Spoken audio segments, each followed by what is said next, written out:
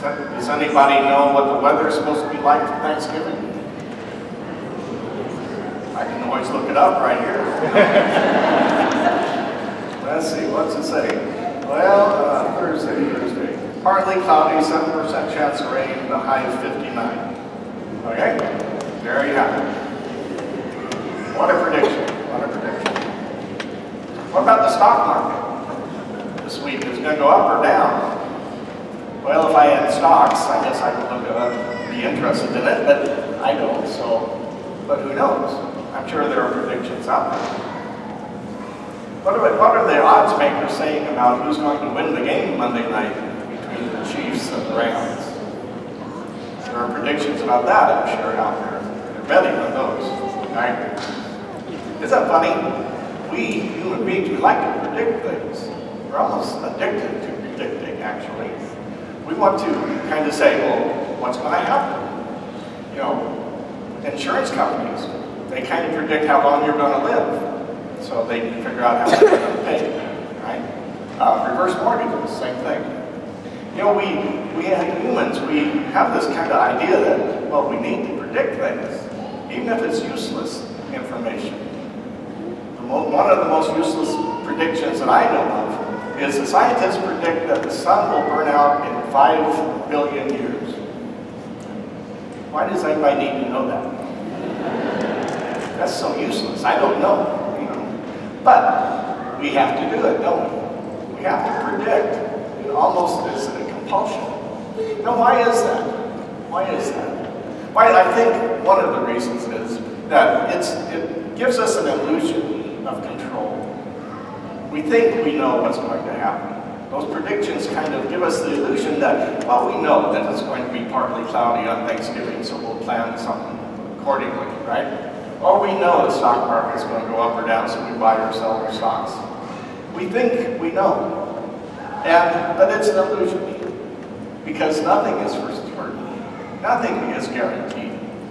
But I guess maybe, predicting things is kind of keeps that fear at bay. We're scared of the unknown. We're scared of what might happen.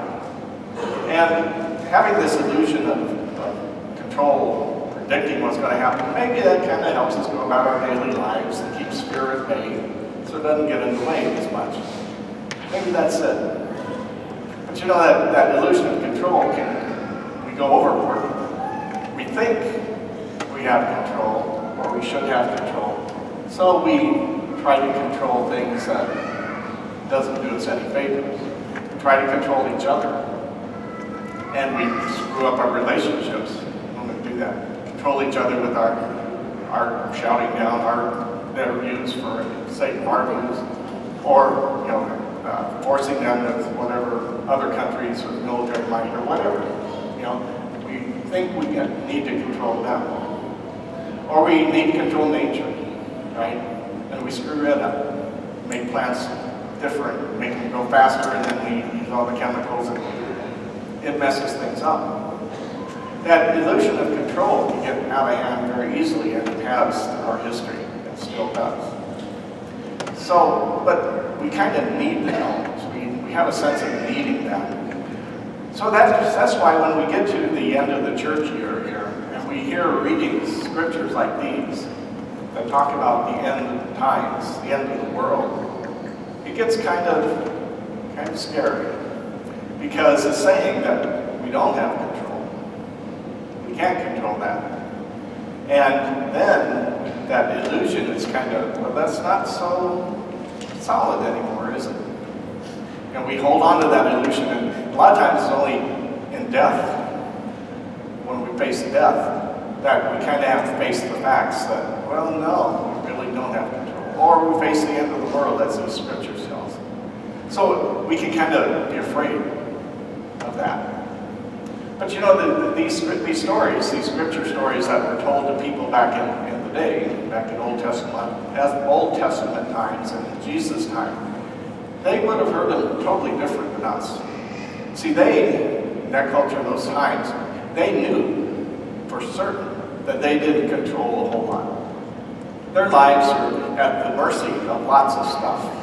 And they knew chaos was just around the corner. Any moment, over the hill would come an invading army, take over the country.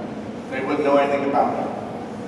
You know, you cut your hand and you would die in a week or two because you got infection. A third of the children born didn't make it to the first year of birthday. People's lifespans were only 30, 40 years because of illness, disease, war, lots of stuff. So people knew they weren't in control. They didn't have very little control. So when they would hear this kind of impending doom, that there's more chaos coming, they say, oh yeah, well, tell me something I don't know. This is my life. Chaos is our lives, and we don't have control. So when they would hear this, they say, okay, yeah, we know, there's more bad stuff coming. But they would hear the other part that we don't hear too much. But God is going to be involved in that. God is going to be involved in that end times. That God's going to make everything, bring everything together into the reign of God. And they would have heard this as a sign of hope, as stories of hope. We hear it maybe as stories of doom. They hear it as signs of hope. And that's what they would do. It was their faith. They relied on their faith a lot more than we do. We rely on ourselves and our illusions of control more. They relied on God, to bring rain, to help them survive. They could see God was involved all through their lives, otherwise they wouldn't be there. And in the future too. So it was a sign of hope. These scriptures were saying, okay, well, great. Now it's all going to be good.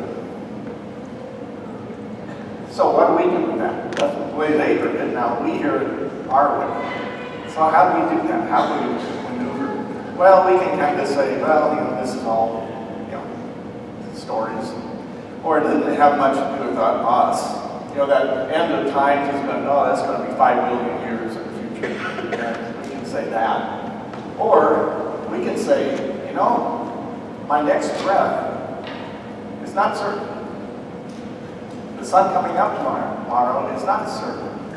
But if you trust God, that whatever happens, it will be okay. That we think we have the control, but that's a big responsibility. Somewhere deep inside we know that it's an illusion. Deep inside it nags us in there that maybe I don't have control of things. And that's kind of anxiety, that underlying anxiety can really, do a number on us. So we do ourselves a favor if we kind of work towards saying, God's the one. God's the one who gives me my next breath. God's the one who's going to be involved in the sun coming up. And God's going to be involved in whatever happens. Stock market going up and down or whatever. And that can bring us a sense of more peace, more calm, more knowing that whatever happens, God's going to be involved. A lot of times when bad things happen, end of times is one of those bad stories that we hear. But when bad things happen, we say, well, something wrong with this. There's something wrong. God's not doing God's job. Where is God? That's awful.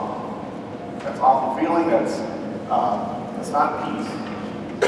We, human beings, the more we think we're in control, the more we have to work at trusting that God's in control, that God's at work.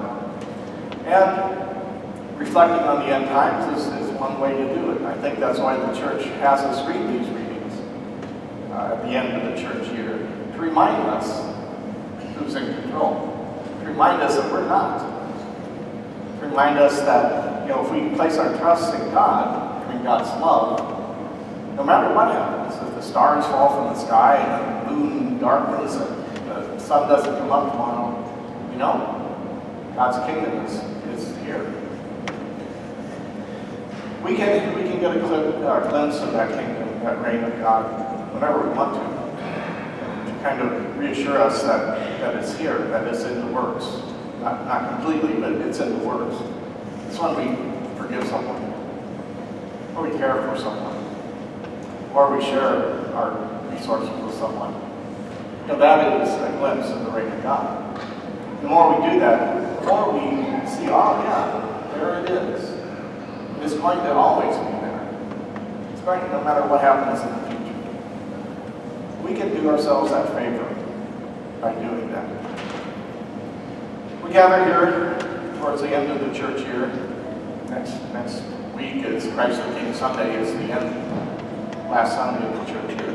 We gather here to reflect on God's love, God's presence, God's work among us, and remind us that that's the point. That's the point. And anything we do, well, that's kind of what we do, what we offer to God.